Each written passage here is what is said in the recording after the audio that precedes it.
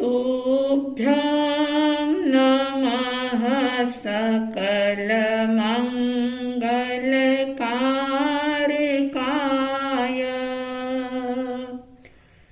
तुभ्यं नमः सकलनिवृत्तिदायकाय।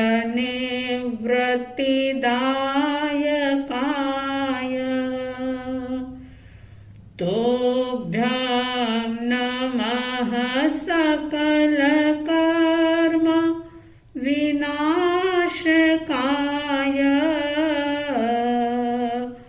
तुभ्यं नमः सकलतत्त्व निरूपकाय। तुभ्यं नमः सकलतत्त्व निरूपकाय।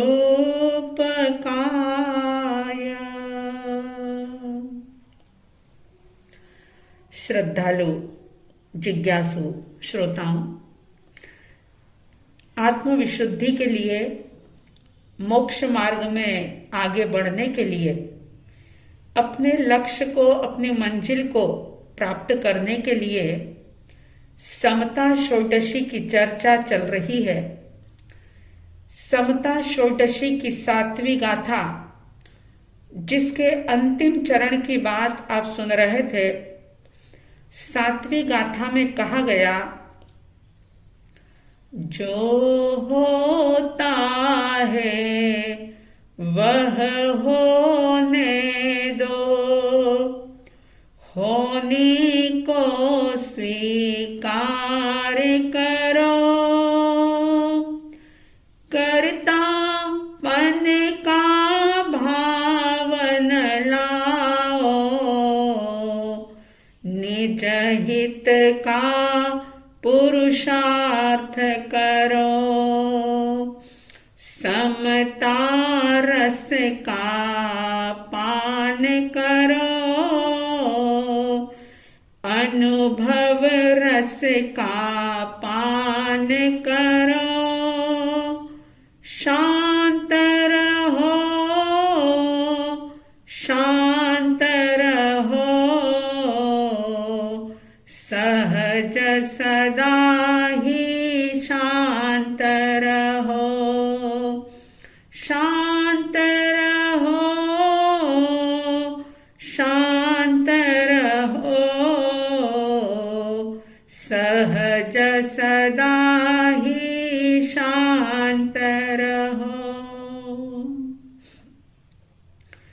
इस गाथा का चौथा चरण, जिसमें कहा गया कि निज हित का पुरुषार्थ करो। इस जीवात्मा ने अनेक जन्मों में अनेक प्रकार के पुरुषार्थ किए हैं, लेकिन नहीं किया तो सिर्फ निज हित का पुरुषार्थ नहीं किया, आत्महित का चिंतन नहीं किया, और लक्ष्य को पाने के लिए आत्महित का विचार, आत्महित का चिंतन बहुत जरूरी है। लोग मुझसे कहते हैं कि महाराज जी, बहुत गहरी बड़ी बड़ी बातें, अध्यात्म की चर्चा समझ में नहीं आती। व्यवहारिक जीवन जीते हुए कैसे हम निज का हित साध सकते हैं? सारे कर्तव्यों का पालन करते हुए कैसे हम अपने हित को साधें? वो ही आप सहज भाषा में, सरल भाषा में हमें समझा दो। तो मैं ये कहना चाहूंगी कि व्यवहारिक जीवन जीते हुए सिर्फ जीवन विकास के लिए, आत्महित के लिए 2 बातें छोड़ दो। पहली है परनिंदा और दूसरी बात है आत्म प्रशंसा, यानी कि दूसरों की निंदा और खुद की प्रशंसा। ये 2 बातें अगर छूट जाती है तो बहुत कुछ हम स्वयं का हित करने में आगे बढ़ सकते हैं, या यूं कह दूं कि एक अपने भीतर की पात्रता तैयार हो जाती है। क्योंकि पर निंदा, दूसरे की निंदा करने से व्यक्ति की वृत्ति ऐसी हो जाती है कि वो हमेशा ही दूसरों में दोष देखता है, कमी देखता है, उनके बारे में या तो शक करेगा या गलतफहमी करने लग जाएगा। हर बात में वो बुराई ही सोचेगा, बुराई को ही देखेगा। ऐसी उसकी आदत हो जाती है, ऐसा उसका नेचर बन जाता है, प्रकृति बन जाती है।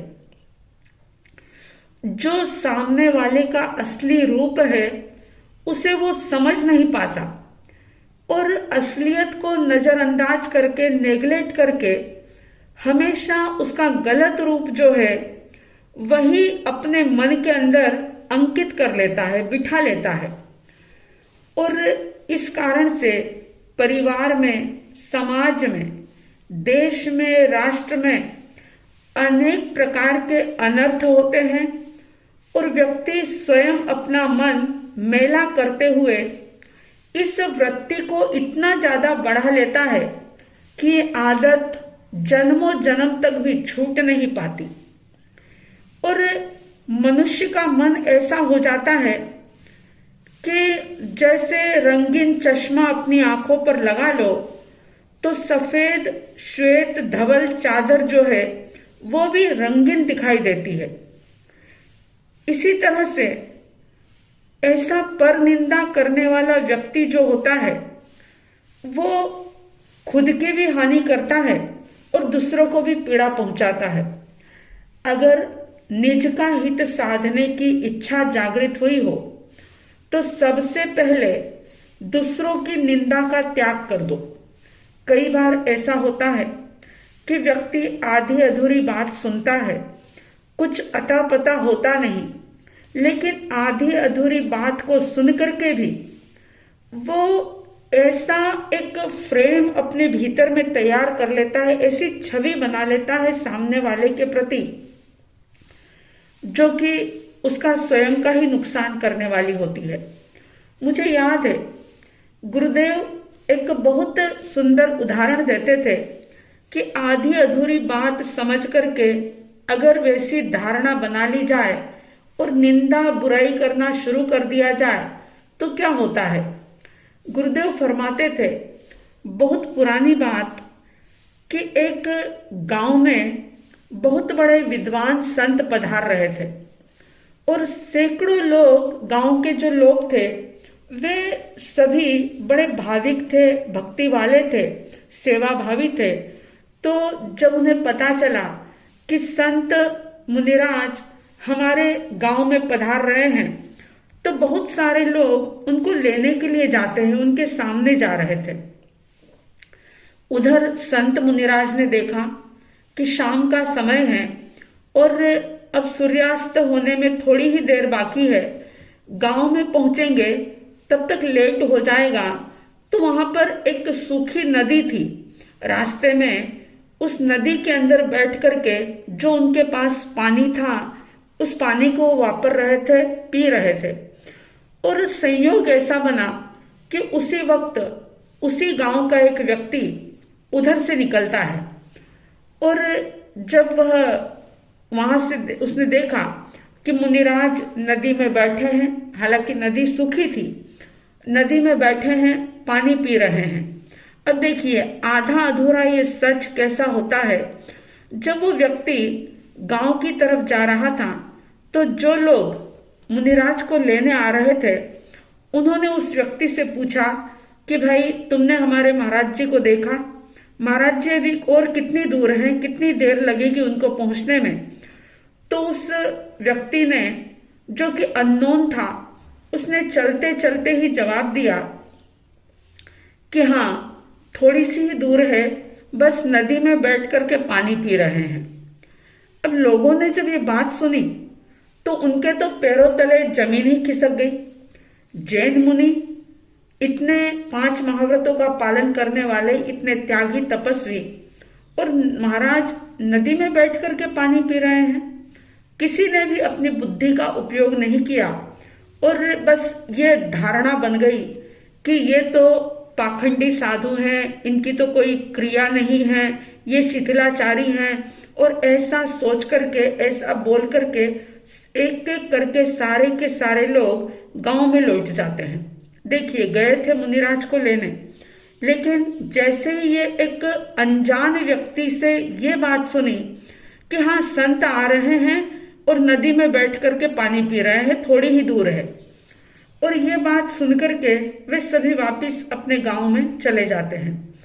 संत अपना पानी वानी वापर के वापिस गांव की तरफ आते हैं, और उनको बड़ा आश्चर्य हुआ कि इतना भक्ति वाला गांव, इतने सेवाभावी लोग, और कोई सामने लेने भी नहीं आया।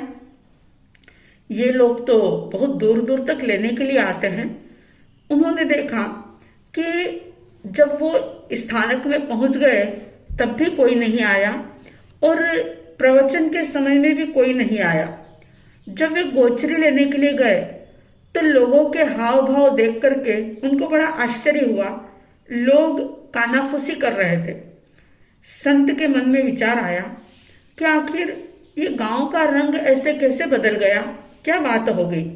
तब उन्होंने किसी एक भाई से पूछा कि भाई क्या बात है, मैं पहले भी आया था, तब तो गांव में ऐसा माहौल नहीं था, लोगों की भावना में कमी क्यों आ गई।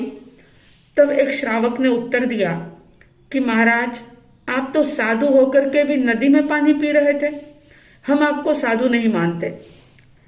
तब संत के ध्यान में आया कि नदी में जब वो बैठे थे तब कोई गांव वाला निकला और उसी ने ये सब कहा होगा। तब मुनिराज ने उनको समझाया कि अरे पुण्यशालियों, नदी में पानी पी रहे थे या नदी का पानी पी रहे थे, बात तो पूरी समझने की कोशिश करो। तब एक ने कहा कि महाराज, पूरा तो हमें नहीं मालूम, लेकिन हमने तो यही सुना। तब संत कहते हैं कि क्या तुमने देखा कि नदी में एक बूंद भी पानी नहीं है, नदी तो पूरी सूखी पड़ी है। पानी तो हमारे अपने पास था, लेकिन समय हो जाने के कारण से नदी जो कि सूखी थी, रेतीली थी, उस रेत में बैठ करके हमने पानी जरूर पिया, लेकिन ये आप लोगों ने बहुत बड़ी गलतफहमी पाल ली। अब इस प्रकार के गलत निर्णय जो होते हैं वो कब होते हैं? जब आपकी हमारी दृष्टि साफ नहीं होती, हमारी दृष्टि में कोई गलतफहमी होती है, दोष दर्शन की आदत होती है, तो उसका प्रतिबिंब जो है हम दूसरों में भी देखने लग जाते हैं। और जिसके संबंध में इस प्रकार का गलत निर्णय और झूठी अफवाह फैलाते हैं, तो सोचो कि सामने वाले को तो ठेस पहुंचती है, लेकिन खुद भी अपनी आत्मा का अनजाने में ही कितना अहित कर लेते हैं, कितने सारे कर्मों के बंध कर लेते हैं। और कर्म बांधते समय व्यक्ति को विवेक नहीं रहता, जागृति नहीं रहती, लेकिन वे ही कर्म जब उदय में आते हैं तो व्यक्ति हाय त्राय करता है, पीड़ित होता है, परेशान होता है। तो आत्महित अगर साधना है तो गृहस्थ जीवन जीते हुए या व्यवहारिक जीवन जीते हुए एक बात का निर्णय करें कि पर की निंदा यानी दूसरों की निंदा नहीं करेंगे और स्वयं की प्रशंसा अपने मुख से नहीं करेंगे। पर निंदा और आत्म प्रशंसा ये दोनों ऐसे दुर्गुण हैं कि जो हमें आत्महित साधने नहीं देते। आप सबके अंदर आत्महित साधने की भावना जागे, आत्मविशुद्धि का पुरुषार्थ आप कर सकें, ऐसी साध्वी द्वय की तरफ से हार्दिक हार्दिक शुभ मंगल भावनाओं के साथ जय प्रभु महावीर, जय गुरु आनंद।